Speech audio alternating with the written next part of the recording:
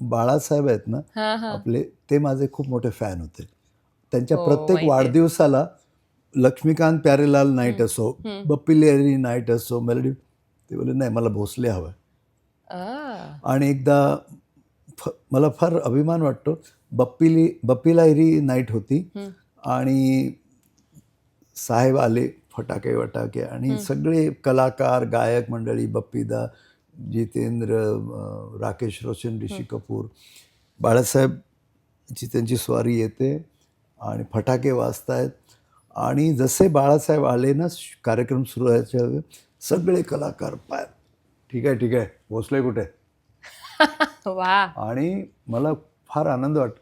मग समजा त्या ऑर्केस्ट्रातला एखादा पार्श्वगायक हा हां, मोठा हां, हां. गातोय, तर प्रमोद नवलकर साहेबांना बघतो मी चालत येत आहेत आणि बोले साहब ने बोला भोसले को भेजो. ओह! मग दुसरा आपको समझ में नहीं आ रहा साहब ने क्या बोला, भोसले को भेजो. जसा मी गेलो स्टेजवर, परत नवलकर साहेब, कारण स्टेज आणि ऑडियन्स खूप मोठं होतं ना, मोठं कारण अंतर असतं. सिक्युरिटी. हां, मग तो सिक्युरिटी. परत नवलकर साहेब चालत येतात आणि त्यांच्या शेजारी दादा बसलेत. ओह! तर म्हटलं हां दादा, साहेबांनी सांगितलं दादांचा आवाज काढ. ओह! आणि मी बोलतोय, दादा कोण, पब्लिक हसतंय आणि दादा आणि अख्ख्या स्क्रीनवर दादांचा चेहरा, पब्लिक हसून हसून वाट. तर असे.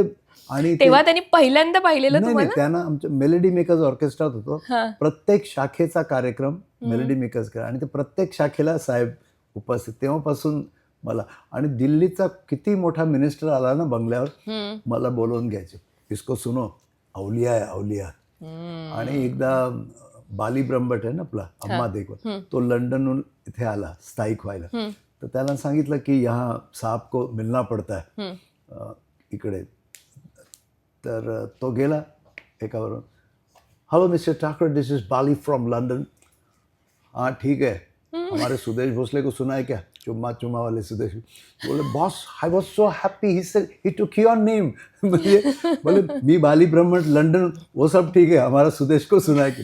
इतकं म्हणजे प्रेम. आणि ते वारले त्याच्या काही 5-6 वर्ष अगोदर त्यांना माझा वाढदिवस कळला. प्रत्येक वाढदिवसाला रात्री 12 वाजता मला फोन यायचा मातोश्रीवरून. बाळासाहेबांचं? हां, वा. नाही म्हणजे यायचा, मातोश्री बोलतोय, साहेब बोलणार. आणि मग एक मंत्र बोलायचे आणि सुदेश खूप म्हातारं वा वा होईपर्यंत, वा वा. शेवटपर्यंत. आणि त्यांचे स्वतःचे कोणाचे मोठ्या बिझनेसमॅनचे कार्यक्रम असले, काही सभा असल्या, बरं सुदेश आहे की नाही विचारत. तर म्हणजे म्हणतो ना, म्हणजे मला ह्या कलेमुळे आमच्या बघा लग्नात पण आले. हो, आपण येणार आहोत. प्रत्येक फोटोची आठवण मला सांगा. आणि मेन कसं आहे की त्यामुळे लताजी, आशाजी, किशोरदा, अमिताभ बच्चन असे म्हणतात ना, एक से एक गुरु, प्रत्येक आपापल्या क्षेत्रातले गुरु, त्यांचा मला म्हणतात ना आशीर्वाद मिळाला, प्रेम मिळालं. आणि मला जेवढं प्रेम आणि लोकांना मी सांगू इच्छितो की आमची जी इंडस्ट्री आहे ना, त्याच्यात असं म्हणतात ना की ग्रुपिझम आहे, नेपोटिझम आहे किंवा बऱ्याच घाणगोणी गोष्टी. पण माझा वेगळा अनुभव आहे.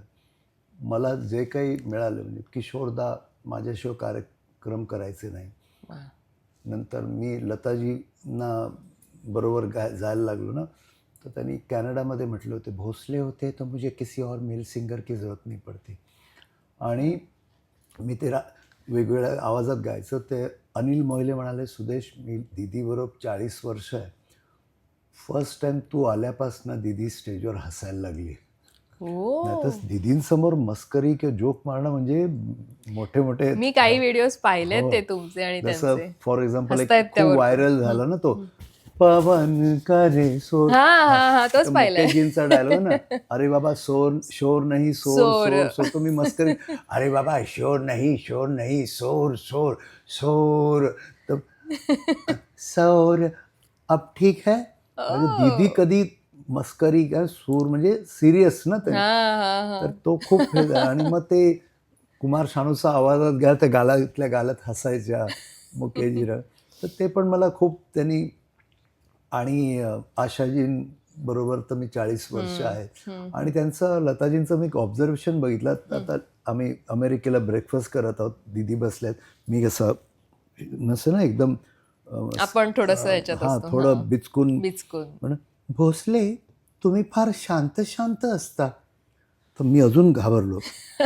पण मला माहिती आहे आशाकडे खूप मस्ती करता तुम्ही. तर त्याला सगळ्या वा, तशा त्या मिश्किल होत्या पण अरे बोलायच्या. बापरे, खूप. कोपरखळी बरोबर मारायच्या. कोपरखोळी म्हणजे कोपरखळी म्हणजे त्यांचं कसं असेल, ह्या आशाजी, लताजी सगळ्यांना माहिती आहे ना की लोक आपल्याला किती रिस्पेक्ट करतात, किंवा एक तो ऑरा असा आहे ना की भीती वाटते. तर समजा सगळी भावंड बसली आहेत घरी संडेला, आणि बेल वाजली, आणि तो आपला जुना फोन लँडलाईन, तर सपोज लताजींनी फोन उचलला आणि समोर हॅलो, हां बोला, कोण बोलतंय, मी लता मंगेशकर. आणि लताजी त्याचं जे काय रिॲक्शन असेल ना, तडफडला असणार तो. तर लताजींना ते कळतं की समोरच्याची काय ततपप्प झालंय त्याचं. हां, तर त्यांनी काय करावं, फोनवर हात ठेवला झाकून, बहिणींना सांगतात उभे राहिले वाटतं. असे मस्कऱ्या करतात.